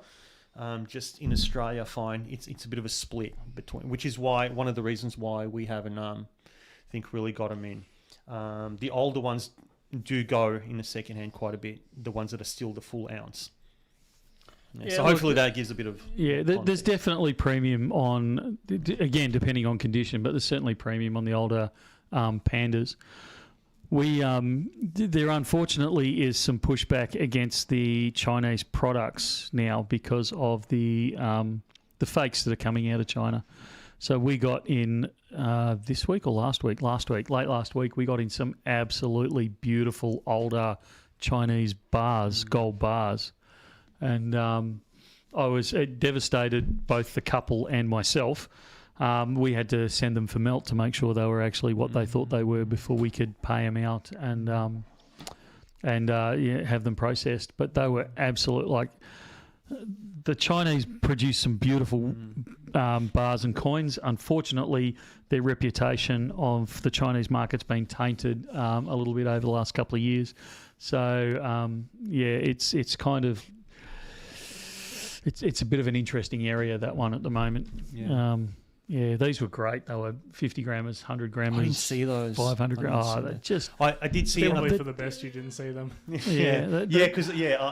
I would have cried because I always try and solve the old world, like the gold from any possible melt or destruction. These, I just, if I could have afforded to buy them all myself, I would have, because they were beautiful, but I wasn't prepared to put them back out into circulation without being 100% sure that they were correct. So I had to get them melted. So we had not happy about it, but it is what it is. A couple of weeks prior to that, we had some other ones in the, I think it was 50 gram, and there were the lunar bars. I don't know if you remember, they were like rectangular gold 50 gram lunar bars, and we've seen those. They're a bit more popular around overseas. And when we sold them back, you know, I remember a good customer of ours, you know, he's buying it and he's going, "Oh, can I bend it just to make sure it's?" I go, "Look, you can pay for it. What you do after, and if it's, you know, it doesn't bend, you know, we can do a bit of refund." He goes, "All right, cool, done." And because he's a jeweler as well, so he's like, "Oh yeah, that's pure gold," you know, because it looks so thick, but again, it's still takes a bit of effort to bend it though. Yeah. Somebody's asking there, couldn't the FRX, almost got me doing it now, the XRF, do its thing? Yes, it can. This is where I quite often say a good XRF, the reason an XRF is good is because of the operator behind it. You can fool an XRF. These were old school, so they're actually in the hard plastic packaging as well. So the XRF was struggling with that anyway. So I was going to have to break the packaging to get into them, which, I mean, being a coin guy, that was going to upset me anyway. Even though these are bars, I don't like destroying original packaging either. But one of the skills of being a good XRF operator is knowing the limitation of both yourself and the XRF. And I couldn't put hand on heart with these and go, I don't know enough about them. I don't know, Like, hand me a kangaroo or anything like that, or any of the bars that we deal with on an everyday basis. And most of the guys in here wouldn't even need the XRF. They can tell the difference between a fake and a real pretty darn quickly. But, you're talking about something these were 20 plus years old. They're of a production line that I'm not overly familiar with. I'm aware of them, but I'm not familiar with. I know that between the XRF and myself, there's a small possibility. It's not big, but there's a small possibility that I could have been fooled on it. So I just wasn't willing to take the risk. It's an expensive mistake to make. We were talking a couple of kilos of gold all up amongst all of it, and I just wasn't prepared. Like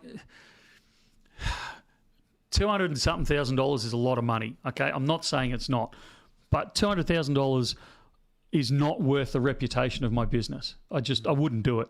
So as much as it broke me up to actually get these melted, I can't sell them unless I'm 150% sure that these are actually what they say they are. So one way or another, whether I drilled into them or had them melted, they were going to be destroyed. So speaking of that, Vaughan asked, when you send something to get melted, what do you get back? A bar? Usually, because we'll send it to one of the local refiners. I wouldn't send it all the way to Perth or anything like that. So what we'll usually do is say, we'd like them back as, half ounces or 1 ounce bars or 100 gram bars or whatever we currently need in the store. So these ones I'm 99% sure we got turned into half ounce. No, I'm 100% sure we got these ones turned into half ounce bars. Oh, look, mate, it still pains me. No, now. I know the reasons, but yeah.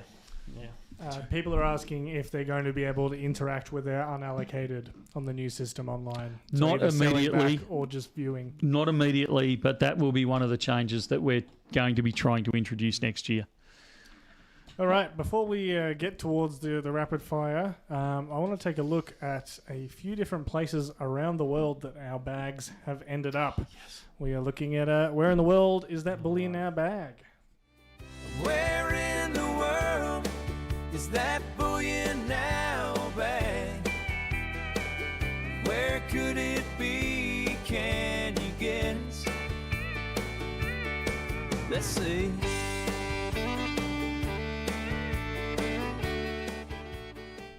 Alrighty, so I've got still quite a bank of them. So if you've sent one and I haven't put it up yet, there is a good chance that it is still sitting there waiting. But don't let that stop you from sending them through. So live at bullionnow.com.au. Feel free to send through some of the places you might have been with your Bullion Now bag. But I've got this one here to kick us off.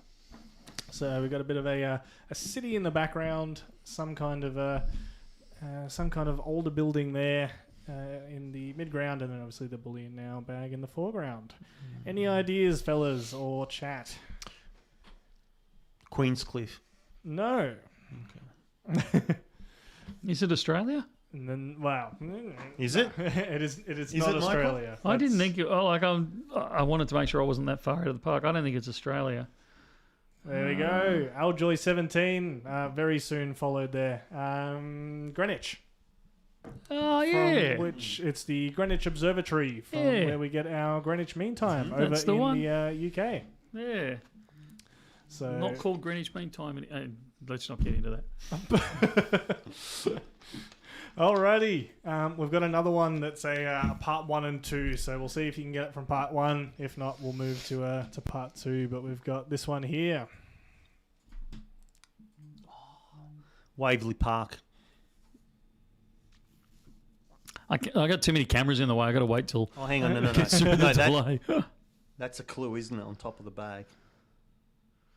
Is that the big banana? No, big mango. Hey, Michael's got it. That is the big mango. There you go. up in Queensland. That's pretty cool. We do have quite a few big things. I was half right. Yeah, that's right. It was big. But as I learnt from, I think it was the carrot the other week, New Zealand also has a couple of those big things. I'd never noticed the ant on it before. There you go. Oh, that's a big ant. It's an educational show, this. This one here, just a cool spot in nature. I'm not sure if we'll get it, but yeah. See if anyone's super Grampians? super keen. No. Blue Mountains. No. Really? I could have swore I'd flown around that cliff face there. I'll see if anyone else gets it in the chat. Northern Territory? That's green. No. Yeah, that's true. I don't know, I've never been. No, I'm just thinking Crocodile Dundee. I won't leave this one sitting up for too long because there isn't much to go off. But Trail X Rage is the closest there with Queensland. It's the Springbrook National Park. Oh, there you go. Up in Queensland. Springbrook. Yeah. Springbrook. I'm thinking Springbok. Yeah. No, that's in South Africa, mate. That's it. That is, yeah. All right, we've got two more for this week. We've got this one here.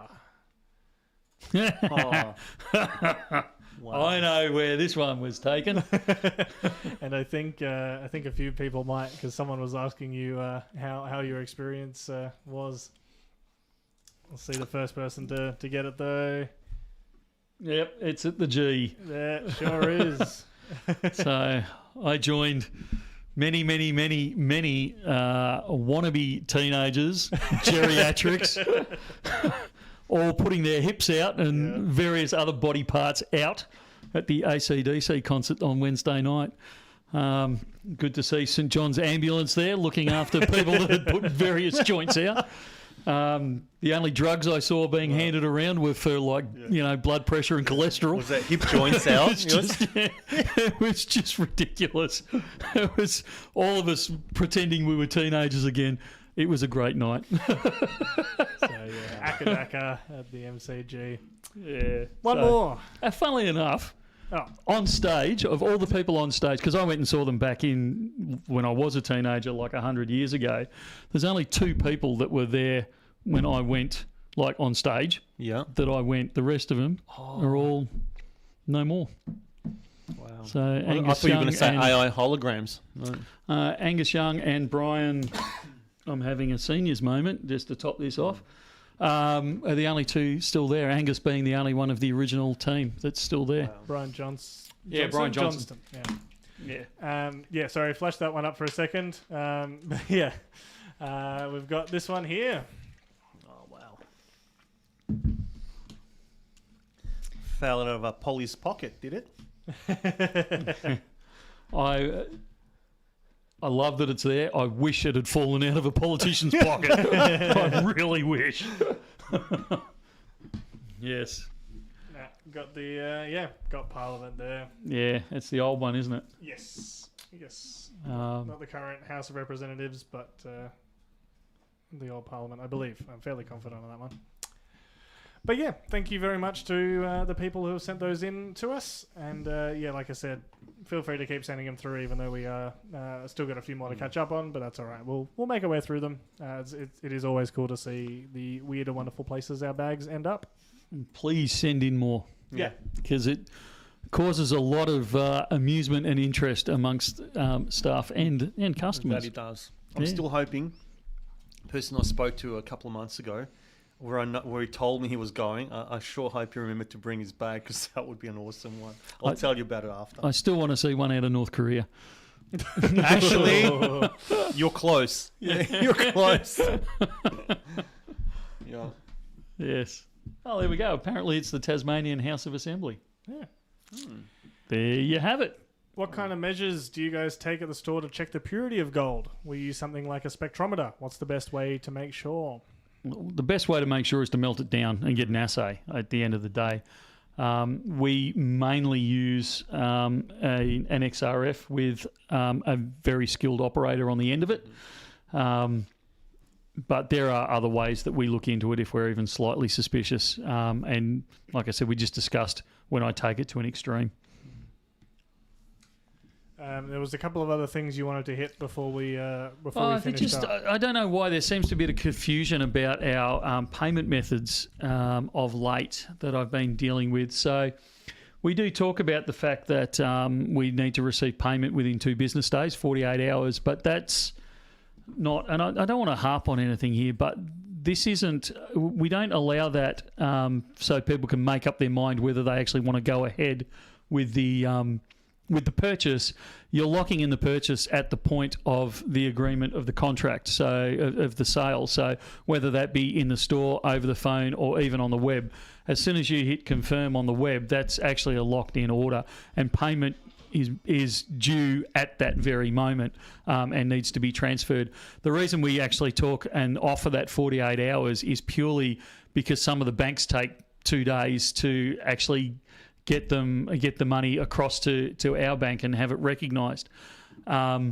And so it's there so we don't cancel people's orders out straight away. It's not actually there for you to go, well, do I really want to honour this agreement? The agreement is locked in, exactly the same as if price doubles overnight, you'd expect us to honour it, even though you hadn't paid for 2 days. Like the agreement is there. So if there's anyone that wasn't quite sure of that, that's the way it works. Once you agree to the purchase, that's when it's locked in and payment is due immediately. We just give that 48 hours notice to allow the banks to organise themselves. I hope that makes more sense. But if it doesn't, just ask us either in store, over the phone, or email. Yeah, and I'll get to you eventually on the emails. But just ask next time you're in or in contact with us, and we'll clarify. But yeah. Yeah, Michael's cancelled his plans for all your weekends for the end of the year to just do the emails by the sounds of it. Yeah, and look, a lot of them are either we either get one of two emails. It's kind of similar to what we were talking about EOIs before. We either get people that say, I thought if I didn't pay it, it'd just get cancelled. And then when we start going, okay, well, if that's the case, we'll draw a hard line at 2 days and start cancelling. We get people going, oh, but hang on a sec, I didn't mean for it to be cancelled. And it's like, no, look, this is where it stands. When you place the order, it's a locked-in order. Everyone needs to honour the agreement at that point. Make payment and let the banks take their time, as they always do, to get the payment across to us. And we have to hedge for it as well. So Yeah, that's the other thing, if you want to explain, that people might not realise and understand why. We hedge constantly. So as we've spoken about many times, the margins on these things are microscopic. We're lucky to make, I think on a 1 ounce bar, we make somewhere gross, not net. We make somewhere along the lines of about $16 gross. In fact, I think I might even be slightly exaggerating on that. On a kilo bar of gold, we make a grand total of $400 on a $200,000 sale. So they're very slim margins, and as you can imagine, gross. That's gross. That's not net. So as you can imagine, any spot price movement will clear that up straight away. So as we're selling to you, we're actually sourcing the replacement for it from another bullion dealer. So let's use really round numbers, even if they're unrealistic. Let's say you buy an ounce for $1,000, or we sell you an ounce, not at $1,000, it's $6,000. I will then purchase an ounce to replace it from the refinery at that $6,000 at that point. If you then pull out of the sale the next day and the price has gone up or down, you pull out of the sale. I've now got two of those bars that I've now paid that $6,000 for, and we might only be selling them now because spot prices moved for $5,000. So, it's we've instantly blown away any profit that we possibly could have made out of that $16. So. The same as we expect, like you expect us to fulfil the contract if the price goes up to $7,000 in this example, the expectation's got to be both ways, or we very quickly go out of business. And yes, even when we're taking orders that take weeks to process an order, we're very clear when we talk to people, and hopefully we're very clear on the website that things are in back order. You do not have to complete the purchase. You do not have to make a purchase. We're not we're open about it. This could take weeks to be delivered. It still has to be paid immediately because, I've got orders in at various refineries and they can be sitting there for 3 months before they deliver them or longer. And I have to pay for them immediately. Otherwise they go, thanks for coming, but go away. We're not supplying you ever again. They'll actually just cancel our account. That's the way this industry works. You pay up front, you pay immediately, even when things are on pre-order. Be really aware of that. If something's on pre-order, we still expect payment immediately. And despite several people saying, I was told in store that I didn't have to pay until it turned up, all of us have been in this company long enough to know that the company line is you pay for it immediately, because otherwise, we go broke because we can't afford to subsidise everyone else's stuff while the refineries get organised. So absolutely, even if it takes us 5 months to fill it, so long as we're open about it up front, and that it's a pre-order, you are expected to pay straight away. It is what it is. 2 things on that. The first I'll touch is on the website when it says pre-order and then you've got like say 33 in stock, that if it's a pre-order item, that's how many you can pre-order. It doesn't mean that's in stock. That's how many have been made available to us. So we don't sell anything that we don't know is already allocated to us and coming to us. So just be aware, if it says a pre-order and you've got an availability number, that's of how many is not in store, but how many is available for the pre-order. That's one. The other thing is, Desi has a good question. What if we make a purchase and want to pay cash in store? You still need to pay for it within those 2 days. Yeah, you just have to come in within those 2 days. We do, and it drives me nuts that, like, from a business owner's perspective, it drives me nuts that we allow that. But, you've got to be reasonable in this as well. But certainly if people, and we've started to do this again, where people have pulled out, we've started saying, I'm really sorry, but we can't do business any longer. And it really it upsets me far more than it upsets you to say no, because, okay, I'm losing a customer and I don't like that. But also, we've talked many times about priding ourselves on service, and we want to serve people. We want to do the best we possibly can. But in doing that, it's not fair on the guys that expect a wage, our other customers, for us to go broke over this fact, and then never be able to serve anyone again. So that expectation, yes, we allow that little bit of wriggle room on cash in store, but please don't take advantage of that. We've got someone here, Michael, who's after some keys from you to be able to move something. So sorry to interrupt there. Oh no! Trashing the place. Destroying the set. But we will. We're just throwing knives. We are going to have to move towards our rapid fire questions because we are at the stream's gone quick, but it's been good. So if you had a question that we hadn't answered previously, or if you've been saving one just for this, we will endeavour to hit absolutely all of them before we end. On that note, I'll jump in. I saw someone ask before. No, that was the question. Yes, because I don't want to forget about this, because I've been asked for weeks, and so have you. The Stackers meet, just got a date for it, so it's been confirmed now. We've set it in for the first Sunday of December, so that's Sunday the 7th of December between 1 to 4. Those that have asked me, and I've got your emails, I'll pass on the information where that is. I'll put, while Rubes is going to hit off with the rapid fire questions, I'll put in my email. If you do want to know and catch up with this metals meetup in Melbourne, it will be... Say that fast. No. No, it will be on the first Sunday, so Sunday the 7th of December, and that'll be the last one of this year. And you can, if you want more information and where that is, I'll put my email in the chat, and you can email me. I'll let you know. I'm new to Bullion and glad I discovered you guys. What's the best gold or silver investment option that you're offering if I'm long in precious metal? I've been with Perth Mint's unallocated gold. Oh, we're talking ratios, are we? I'm guessing so, yeah. This is I'm guessing by your handle that you're young, rather than your last name is Young, although I might be going way out on a limb here. It really does depend on your age. This is not financial advice or investment advice. If you're younger, silver, platinum, they're far more volatile than gold is traditionally. So you've got the time and the patience to go heavier into silver. You might look at depending on how aggressive you want to be, you might look at a 70% silver ratio. It's like 70% to 30% silver ratio. If you're younger, if you're starting to get hair my colour, you're going to want to lean more into gold because it's got that stability, and you may not have the time to wait for, silver to recover if it takes a hiding or anything along those sort of lines.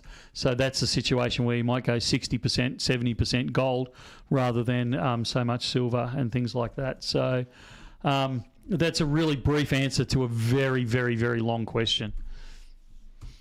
What happened with the 10-ounce gold kangaroo coin? Did it end up selling, or was it put in a bottom drawer? Which one? Gold one, I believe, and I'm We trying had to it on remember. stream the other day. Yeah, I'm trying to remember who bought it, but I'm 99% sure it's long gone. I can't even remember. That was like a week ago, wasn't it? That's right. That was so last week. McDuncan was after if we're getting any more of the Panthers, the Tudor-based ones. I don't know. We've got the Lions just Who arriving. was after that? McDuncan. McDuncan, okay. I'll keep that in mind. When will we know the outcome of the Wonka EOI? I'm going to try and look at it this weekend. If it's not, it'll be early next week, and I'll handball it to Ruben. Well done, Rubes. Congrats. Does Pokemon Bullion exist?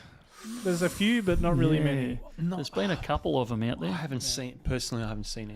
No. What's the difference between normal platinum and black platinum? The colour? It's a chemical reaction, as far as I'm aware. It's not a. They get it to react to something, and that turns it black. Thoughts on the 1 gram gold coloured SpongeBob? 3K mintage. Did we score one? I love them. I missed out. I am keeping an eye out in the buybacks, along with everyone else. Yeah. I love it. I think you like it as well, Rubes. Yeah, you're the one that showed me when it first came out online. But yeah, what do you think, Michael? I love that sort of stuff. It's just a great way to introduce other people. It's a fun part of your stack. We get too serious about stacking, I need the best bang for the buck and I need these bars and all that sort of stuff. You've got to introduce some fun into your stack or it gets old real quick. Yes, it's all important. Yes, it's precious. Yes, it's all those types of things, but have some fun with it, like absolutely. some SpongeBob's or the Christmas thing we highlighted before or, Thor's hammer if you were lucky enough to get Or hold even of an them. overpriced Barbie. Yeah, overpriced Barbie, or even a couple of proof coins in there that are like the Star Wars foil that we were talking about before. Have some fun with it. I think it's great. Sorry, Rubes. Any comment? You're always asking about this. Any comment on Canadian platinum mining? Heaps of comments. Ruben will rip me apart if I start in on him. Put this on to me. We'll do an entire stream on platinum mining. There you go, Michael. Can an Australian refiner refine Aussie coins? If not, what happens to old silver coins? Select refineries can with special permission from the government. Update on bringing anything in from the Hobart Mint. I actually spoke to Troy down at the Hobart Mint today, just before live stream, actually. They're doing really well down there. They've opened a shop. They've got some new equipment down there, which they haven't had time to commission yet, but they're firing along down there, doing great I'm guns. going to jump the queue with a question of mine. So when are we doing a live stream from there? Yeah, don't know. It won't be till I was trying to get down there. I was saying to him, I can't remember if we agreed the 15th of September or the 15th of October, but one of those two, I was meant to come down there. Yeah. He said, "Yeah, October we've been it was. It was, yeah, okay. We've been flat out, so I'm suggesting that it'll be next September, year. sorry. It coincided too close with the Perth Mint. Oh, tour. Was that it? Yeah. Rapido! Yeah. Do we ever source stuff from AppMex? Yeah. Missed part of the stream. Apologies if answered before. When is the Horaeus 2026 Lunar Horse coming out? Can't give you a date on that, but it's not too far away. If the 80 silver high was 80 USD adjusted for inflation, that'd be 195 US. Doesn't silver have heaps to move? I think silver's still got heaps to move. Absolutely. Are you getting any golden coloured 2026 SOVs? These are the Royal Mint ones that have just come out, not the Perth Mint ones. They're steering away from the 22 carat look. I'm not sure if it's... I still think they're more numismatic though, aren't they, than bullion? So I think BN will steer away from them. There's a probability that our little coin shop will get them though. Desi's putting out a bit of a thank you to the whole BN family. Are all the Thor's hammers gone? Yeah. Many times over. In fact, I think we've oversold a little bit, but I'll cross that bridge on Monday. How many weeks behind is the picking of orders? Oh, it depends. Some of them are only a week or so behind, but there are some stragglers where we're waiting for stock to come in, that sort of thing. Can we get more buyback silver on the net? We're trying.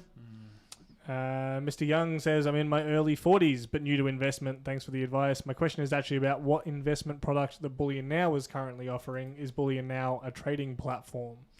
We do unallocated. We do our version of it. You mentioned the Perth Mint one earlier on. The Perth Mint one is excellent. Okay, it is backed and all that sort of stuff. I'm absolutely not criticising the Perth Mint one.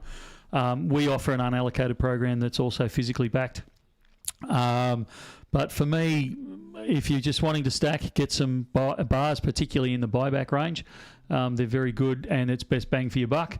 And then add some fun to it somewhere. You've got to make sure, though, that you keep a core component of it that you don't care about, because when you need to sell it, there is nothing worse than feeling like you're selling one of your children. I'm there now. That's right. I'm there now. People start like him, and I know we're in rapid fire, Rubes. I didn't even look at you this time. Oh, we can feel it, Bruce. We can feel it. It's like It's, I feel dirty just trying to ask a question or elaborate. but it's been funny watching him, because he buys a whole stack of stuff that he doesn't care about, and then something will come in and he'll go, I'll just swap one over. I'll just swap it over. And he's done that progressively, and now he's got to a point where he's going, well, I can't swap anything. These are my silver children. I have to give up now for other silver children. It kills every time. Yeah, it's good to watch. I'm sorry, Rubes, back to you. Lots of people asking about the SD exclusive 5-ounce maple. Are we able to get them? I don't know at this point. We will try. Sorry, and what about the Scottsdale gold? I think it was the Eagle stackers. Absolutely. We're on them. Okay, beautiful. Silver pre-order from Perth Mint Kilos, October 8th. How far away is that from delivery? We took delivery of 2 ton of silver kilo bars yesterday. They are starting to be processed today. I'm firmly of a belief that will tidy up all the old ones that don't have other things that have been like they're waiting for. I don't think there's anything that's waiting for anything else. I think this cleans up all the old stuff. I think, ask me again next Friday, because we will have processed the whole lot out by that point. How is stock on the XAG Tiger Bar half kilos? A little tight. Good. We've got some more. We got some in today. Oh, they arrived today. Yep. I knew they were on order. I just Yep, wasn't we sure got if they'd some arrived. Is it worth swapping out some silver into gold? Roughly 500 ounces of silver.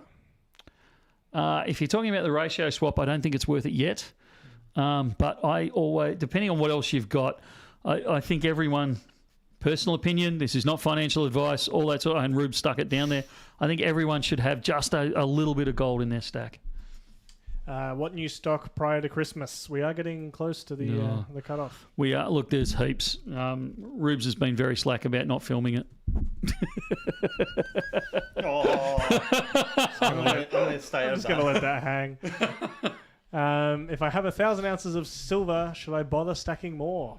Yeah, Does Bullion Now buy back pre-decimal silver? we do. Yes. It is not at spot, though. Not at spot. Still waiting on the 10-ounce Bullion Now silver minted bars. Come on, Michael, you're killing me. Do you require an assay certificate to buy a collectible sterling bar off me? No. But let me see the bar before I commit to that categorically. Pakenham? Question mark. It exists. It's well, by appointment only currently. Anything special to save money for in terms of, a 1 ounce gold or a special numismatic? from Oh, Little there Coin are Shop? so many coming through over the next few weeks. I just even love this one. That's right. This 1 gram is just. And some of them, like some of the 1 ounce silver stuff, it's not. Anyway, let's not go down that road again. 2026 silver kangaroos. They have arrived. We are churning through them. I think we've got them for sale in the shop. Yes. So if anyone's got them on back order, if they haven't been filled, they flipping well should be, and I'll find out why they haven't. Scrooge McDuck says, can you get Scrooge McDucks from the New Zealand? Out of New Zealand? Yeah, absolutely. I've got a few of them too. Yeah. They're pretty popular. I mean, love 'em. all the Scrooge McDuck Love them. bullion, yeah. Any Germania coloured 1 ounce Christmas bars coming? Germania 1 ounce Christmas. But yes. Anyone said no to the 2 ounce Thor? You're a funny person. I don't know. You're funny either way. Do you know if the old pre-decimal silver proofs are sterling 90% or 50%? So if it just pre-decimal, pre-46 is the 90, and then after is the 50. But silver proofs, do they do Yeah, they did silver proofs, but they're not 90%. They're 92.5. Oh, yeah. And it's the same cutoff. So 46 was the cutoff period where they went from 92.5 to 50%. Do we do the swapping 500 ounces silver into gold? Yeah. Yeah. No. Do we? Oh, is it worth doing? No. Well, yeah. I was asking if we'd already done that question. I wasn't sure if it was a double up. Yeah, we have. Best way to convert my unallocated to physical? Is it in store, online, or phone? I would suggest in store is the best way currently, because online or on phone, particularly online. Look, no, actually, that's right. Well, no, it's not totally wrong. If you put it in your notes when you're buying online, we'll pick up on it, but we're a little slow at the moment. But if you're getting that quote in, it's got to be done during the business hours as well, isn't it? If you're just converting it, it's at any time. It's only if you're cashing it out that it's got to be during business hours. I was thinking cashing out. Yeah. 10 ounce and 2 ounce Queen's Lion being picked. As in when? I'm assuming it's going on right as we speak right now. Michael, I just want to say I absolutely loved your Perth Mint video. Great video, that, mate. Yeah, it saw some another little spike of views. With and it was all me. It wasn't the videographer. Rubes was a videographer. You're not happy with me today. This guy edited for the ABC. Yeah, that's the rumour. I got you. You know what we all think of the ABC. Yeah, I was going to say, I don't know if that's a good thing. T-Bone has sent a picture of that Sterling bar to know for sure before booking a flight over. Any update on those 1 gram Wonkers? I'm done with Wonka. Yeah, 1 gram Wonkers. Yeah, so someone in Europe has got an exclusive with the Perth, well, not with the Perth Mint, with PAMP. To produce the 1 gram Wonka, and they've got the whole production. So we're currently begging to see if we can get some. All right, I'll be first again. I'll call dibs on any buybacks. On just one buyback. Good on you. Any other sizes of the Tiger Silver bars coming besides the 1 ounce and half kilos? 5 and 10s. We're either got or they will be arriving soon. Any chances to get more prettier versions, Royal Canadian Mint coins at the little coin shop? Yes. They issue new designs often, but I cannot find many dealers reselling them in Australia. Yeah, just to sidestep and aggravate Ruben a little bit more. It's okay. I'm actually fine. This can go on all afternoon if you want, but this is... No, I got this. I got this. See, there we go. I got this. Calm down, Ruben. It's getting so aggravated. I'm calling your bluff. It's actually you that needs to get out of here.